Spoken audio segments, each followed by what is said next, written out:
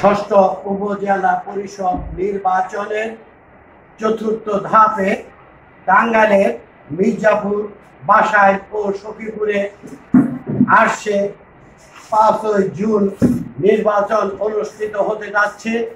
তারই ধারাবাহিকতায় এই মুহূর্তে অবস্থান করছি বাসাইল উপজেলাধীন চেয়ারম্যান পদপ্রার্থী হাফেজ মাওলানা কাজী শহীদুল ইসলাম, যিনি সাবেক চেয়ারম্যান ছিলেন, সফল চেয়ারম্যান ছিলেন।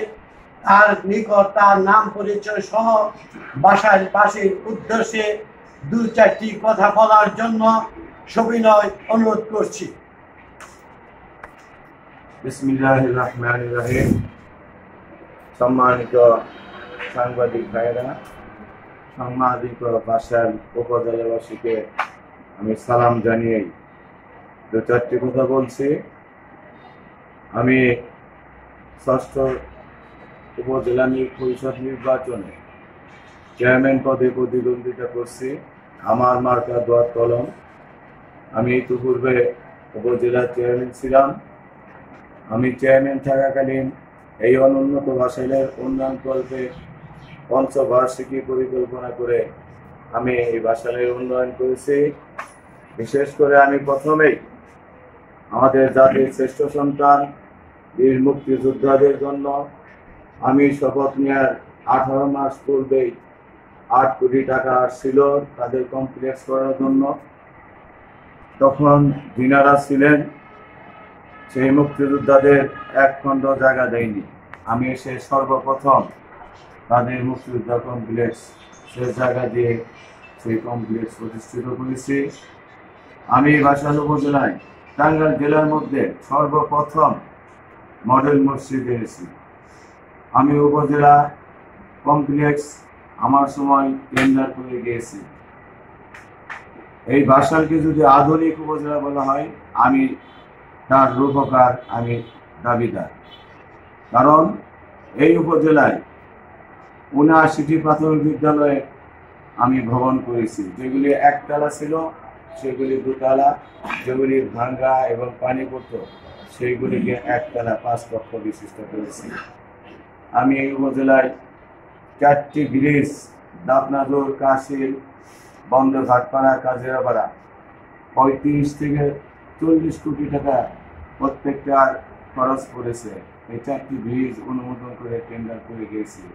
এই বাসাইল টাঙ্গাইল রাস্তা এবং বাসাইল থেকে আমাদের পাথরঘাটা যে রাস্তাটি, এরকম কয়েকটি রাস্তা সহ অনেক রাস্তা আমি করে গিয়েছি। বক্স কালভার্ট সহ অনেক উন্নয়ন করেছি। আমি চেষ্টা করেছি এই অনুন্নত বাসাইলের উন্নয়ন করার জন্য। বিশেষ করে বাসাইলে শতভাগ পল্লী বিদ্যুতায়ন করেছি। আমার সময় মাত্র 650 টাকায় এই আমার জনগণে মিটার পেয়েছে।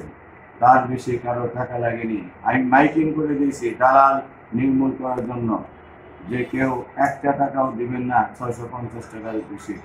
এবং ওই পল্লী বিদ্যুৎ অফিসে আমি সিসি ক্যামেরা লাগিয়ে দিয়েছিলাম। এভাবে আমি জনগণের সেবা করেছি।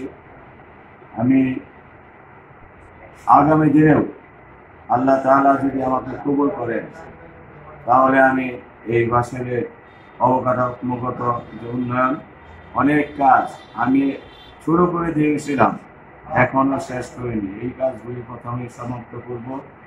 এবং উপজেলায় একটি মাল্টিপারপাস হলরুম, যেটা আমি করে দিয়ে গেছিলাম, এই সয়েল টেস্ট সহ সব কিছুই করছি। বিগত 5 বছরের কাজ আগায়নি। আর একটি কথা, আমার এই বাসাইলে ভালো দস্যুদের জন্য একটা, আমার জনগণ খুবই খারাপ অবস্থায় আছে। আমি যখন ছিলাম এই বাসাইল উপজেলায় কোনো ভেজাল চলতে দেয়নি।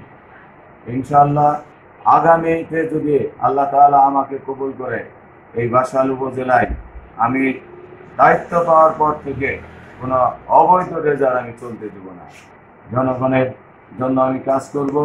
আমার কাঞ্চনপুর ইউনিয়নে প্রায় 69টি বাড়ি ভেঙে গিয়েছে, তারা রাস্তার ধারে রয়েছে।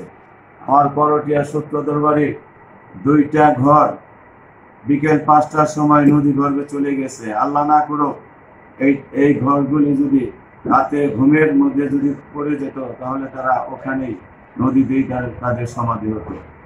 আমি সেখানেও গিয়ে গেজার বন্ধ করেছিলাম এবং তাদেরকে সাহায্য করেছি। আমি আশা করব যে আগামী দিনে মাদক মুক্ত এবং সুন্দর একটা উপজেলা হবে। তারপরেও কিছু কথা, এখন যারা আমি ঘোষণা দেওয়ার পর, গেজার বন্ধের ঘোষণা দেওয়ার পর যারা গেজার ব্যবসায়ী, তারা কোনো এক প্রার্থীকে লক্ষ লক্ষ টাকা তারা দিতেছে নির্বাচনের জন্য। 300 ডেজার রয়েছে বাসাইলে, 5000 করে বালি উত্তোলন করলেও 15 লক্ষ বালি উত্তোলন হয়। প্রত্যেক দিন 15 লক্ষ বালির জন্য 15 লক্ষ টাকায় তারা 1 টাকা ফিট নিয়ে 15 লক্ষ টাকায় তারা এই আদায় করে। এগুলি তাদের মধ্যে ভাগাভাগি হয়। তাদের জনগণের ক্ষতি করে এই ভাগাভাগির দিন ইনশাআল্লাহ শেষ হবে। সকলকে আমি ধন্যবাদ জানিয়ে আমার দোয়াত কলম মার্কায় ভোট চেয়ে আমি আমার কথা শেষ করছি। ধন্যবাদ। ধন্যবাদ হাফেজ মাওলানা কাজী শহীদুল ইসলাম ভাইকে। আসছে 5 জুন পর্যন্ত ভোটারগণ তাদের যোগ্য প্রার্থীকে নির্বাচিত করবেন, এই অপেক্ষায় রইলাম। বাসাইল থেকে সৈয়দ মহসিন হাবিব। আসসালামু আলাইকুম ওয়া রাহমাতুল্লাহ।